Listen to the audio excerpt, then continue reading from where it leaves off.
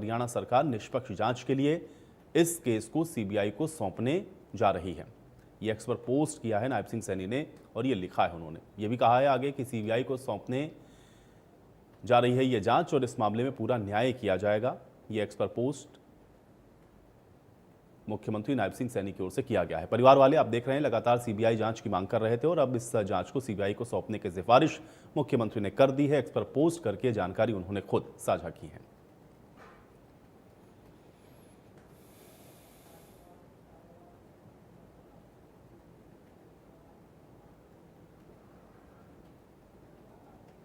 हमारी जो सरकार से मांगे थी ना सीबीआई जांच करवाने की, वो भी मांग ली गई है। एम्स में मेडिकल करवाने की जो भी मांग थी हमारी, वो मांग ली गई है।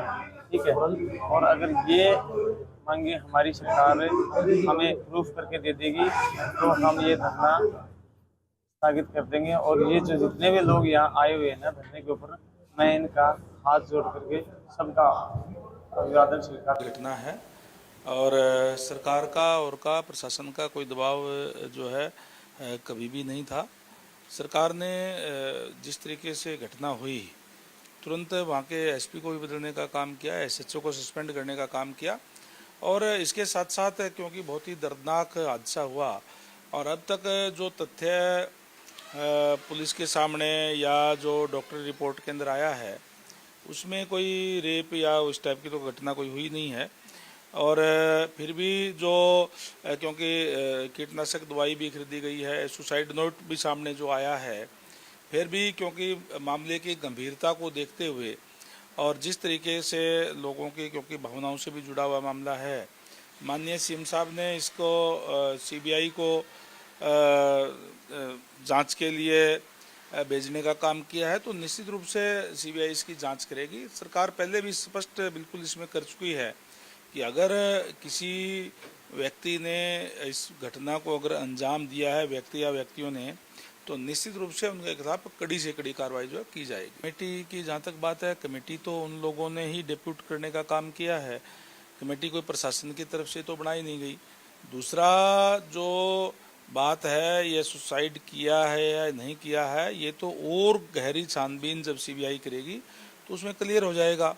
सरकार का मंशा स्पष्ट पहले दिन से ये है कि इस तरीके की घटना जो भी हुई है उसके प्रति बहुत ही गंभीरता से कार्य करते हुए एसपी तक चेंज करके दूसरा एसपी लगा करके उसका जांच करवाने का काम किया है। जो प्रथम दृष्टि के अंदर जो जांच में जो आया है उसकी बात है कि जो सुसाइड नोट है, चाहे वो दवा खरीदने का मामला है, चाहे रेप का ना होना, और ये तमाम चीज़ें जो सामने आई है, लेकिन बिल्कुल फैक्ट क्या है वो और जो गहराई से जांच होगी उसमें सारी चीज़ें जो सामने जो है वो आज। और सेंसिटिव मुद्दा है, लोगों की भावनाओं से जुड़ा हुआ है, इसके ऊपर राजनीति का कोई मतलब नहीं है कि किस पार्टी के लोग क्या कहते हैं। ये इसके लिए तो सारों के सारे हमारी भावनाएं उस परिवार के साथ भी है, उस बच्ची के साथ भी रही है और हर कोई ये चाहेगा कि बिल्कुल दूध का दूध और पानी का पानी हो। अगर जो सच्चाई क्या है वो सामने आनी ही चाहिए और इसीलिए सरकार ने जो है सीबीआई को सौंपने का काम भी जो किया है। कानून व्यवस्था का दीवार तो सामने है। ये आपके साथ लगता हुआ भिवानी जिला है। वहां की एक लड़की जो है मनीषा नाम की टीचर जो थी, किस तरह से उस लड़की का अपहरण हुआ, स्कूल से निकलने के बाद उसकी फोटो दिखाई जाती है। स्कूल में अब तक किसी से पूछताछ नहीं की जाती है। जिस स्कूल से निकली है, जिस इंस्टीट्यूट से बाहर आई है, वहां के 1-1.5 घंटे के सारे जो कैमरे हैं वो ब्लॉक कर दिए जाते हैं। तो इससे बड़ी साजिश और क्या करेंगे। फिर पहले तो उसको हत्या कहा जाता है, बाद में पुलिस की कोई हत्यारा ऐसा सामने ना आ जाए जिससे सरकार की बड़ी बदनामी हो जाए, तो फिर उसको आत्महत्या का रूप देने की कोशिश की जाती है। लगभग 1 हफ्ता से हरियाणा प्रदेश में एक हत्या को आत्महत्या में बदलने का जो काम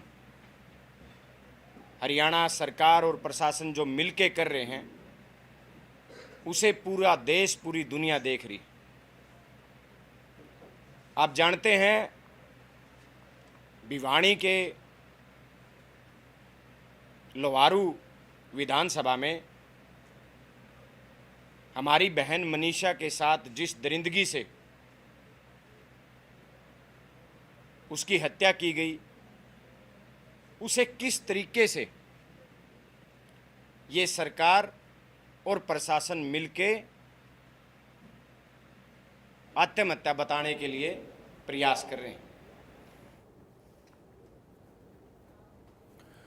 तो कुल मिलाकर के मनीषा की मौत की मिस्ट्री आप देख रहे हैं कि लगातार अभी भी उलझी हुई है। भाई ये हत्या है, आत्महत्या है, इसके क्या कारण है, ये तमाम चीज़ें जांच पर निर्भर करती हैं। लेकिन हाँ, जिस तरह के सवाल देख रहे हैं कि आप लगातार इस पूरे घटनाक्रम के बाद उठ रहे हैं, आज उनके जो जवाब हैं उसको तलाशने की कोशिश करते हैं। कुछ मेहमान हैं मेरे साथ, पहले उनका परिचय करवाते हैं, उसके बाद आज की चर्चा की शुरुआत करेंगे। डॉक्टर पंकज बेनीवाल जी हमारे साथ हैं, भारतीय जनता पार्टी के प्रवक्ता हैं। डॉक्टर पंकज बेनीवाल जी, आपका स्वागत है।